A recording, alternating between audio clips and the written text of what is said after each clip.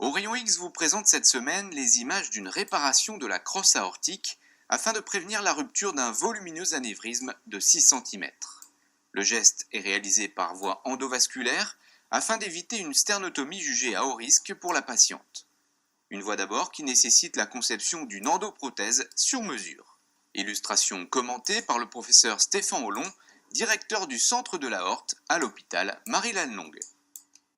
Cette patiente a été considérée à haut risque pour une chirurgie conventionnelle, donc on l'a traitée par une approche mini-invasive endovasculaire. On a implanté dans son aorte une endoprothèse, mais vu la localisation proche des troncs supraaortiques, on a dû implanter une endoprothèse sur mesure avec des branches pour le tronc artériel brachio-céphalique, pour la carotide gauche et pour l'artère sous-clavière gauche. Et vous voyez l'anévrisme au niveau de la crosse ici, vous voyez l'aorte ascendante qui n'est non pathologique et le gros anévrisme ensuite, et les différentes mesures qui sont faites pour concevoir une prothèse qui va être mise à l'intérieur de cette aorte pathologique. La partie proximale sera mise dans l'aorte ascendante, il y a des branches qui vont perfuser donc les 3 troncs supraaortiques, et évidemment l'endoprothèse est implantée dans une zone d'aorte saine en amont de l'anévrisme et dans une aorte saine en aval pour complètement bypasser la lésion anévrismale. Vous voyez qu'on réalise ces interventions sous guidage de la fusion. On a donc ce masque qui nous permet de nous repérer.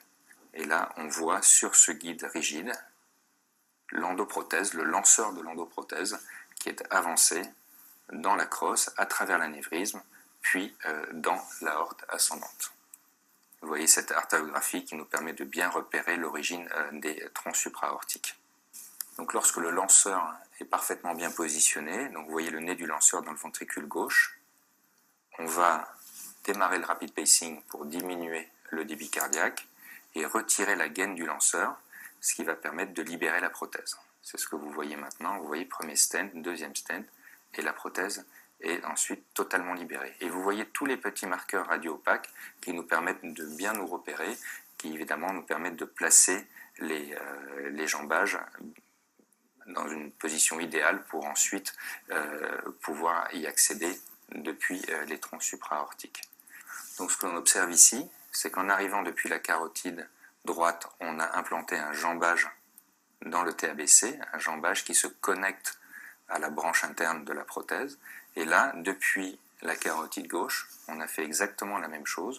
On a connecté cette carotide avec la branche interne de l'artère grâce à ce jambage. Donc on peut voir là le flux qui passe à travers le jambage. On vérifie donc évidemment pour chaque branche l'étanchéité du système et la bonne perfusion de l'artère qui se situe au-dessus de la branche.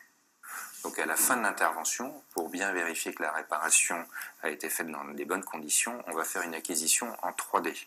Et vous voyez ici la machine qui tourne autour du patient, ce qui va nous permettre instantanément de pouvoir faire des reconstructions de type scanner et vérifier que les jambages ne sont pas pliés, que la prothèse est bien en place, comme vous pouvez le voir, la branche pour la sous-clavière, pour la carotide et pour le TABC. Donc là, nous avons maintenant le scanner post-opératoire qui est fait là quelques jours après l'intervention. Vous voyez donc l'endoprothèse dans la crosse de l'aorte. Et ce qui est intéressant, c'est que sur ces reconstructions axiales, on observe bien la prothèse dans la lumière de l'aorte, mais l'anévrisme qui est complètement exclu. Vous voyez ce volumineux anévrisme, il n'y a plus du tout de contraste à l'intérieur. Donc ça nous montre bien que la réparation était étanche et que cet anévrisme, que la paroi de l'aorte à ce niveau-là n'est plus soumise à la pression artérielle. Donc cette patiente est maintenant protégée contre le risque de rupture. Donc cette patiente qui avait une insuffisance respiratoire sévère et une coronoropathie était considérée à haut risque pour une chirurgie conventionnelle et on lui a proposé donc cette approche endovasculaire. Ça a permis de faire l'intervention en 3 heures à peu près, et la patiente est rentrée chez elle 4 jours après l'intervention. C'est la fin de cette émission, merci de votre fidélité. Retrouvez Orion X le mois prochain pour découvrir un nouveau cas clinique.